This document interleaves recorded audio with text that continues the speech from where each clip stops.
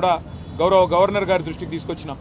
అన్నిటికీ మించి city central లైబ్రరీలో ఉన్న చదువుకుంటున్న విద్యార్థులను బయటికి ఇడ్చుకొని రావడం, ఉస్మానియా యూనివర్సిటీ హాస్టల్లో ఉన్న విద్యార్థులను ఇవాళ వారి మీద దాడులు చేసి మరి పోలీసులు అప్రజాస్వామికంగా వ్యవహరించడం, ఇవన్నీ కూడా గవర్నర్ గారి దృష్టికి చాలా వివరంగా మేమందరం కూడా వివరించి చెప్పడం జరిగింది.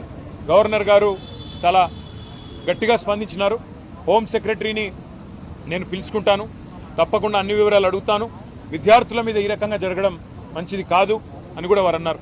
ఇవాళ విద్యార్థులు నిరాహార దీక్షలు చేస్తున్నారు, కొంతమంది ధర్నాలు చేస్తున్నారు, చివరికి కొంతమంది ఢిల్లీ దాకా పోయి అక్కడ కూడా గొడవ చేస్తున్నారు సార్ అని చెప్పి వారికి అన్ని కూడా వివరంగా చెప్పడం జరిగింది.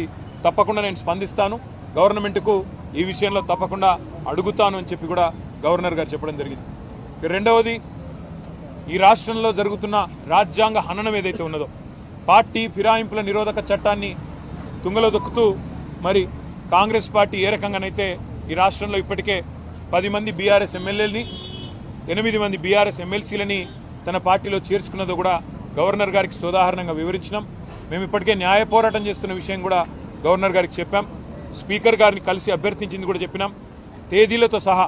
ఒక అభ్యర్థి అయితే ఖైరతాబాద్ ఎమ్మెల్యేగా బీఆర్ఎస్ టికెట్ మీద గెలిచి మొన్న పార్లమెంటు కాంగ్రెస్ టికెట్ మీద పోటీ చేసిన విషయాన్ని కూడా వారికి సోదాహరణంగా చెప్పడం జరిగింది. గవర్నర్ గారు ఆ విషయంలో కూడా స్పందించారు. తప్పకుండా నేను గవర్నమెంట్కు, ముఖ్యంగా ఇక్కడ ప్రస్తుతం ఉన్న అధికారులకి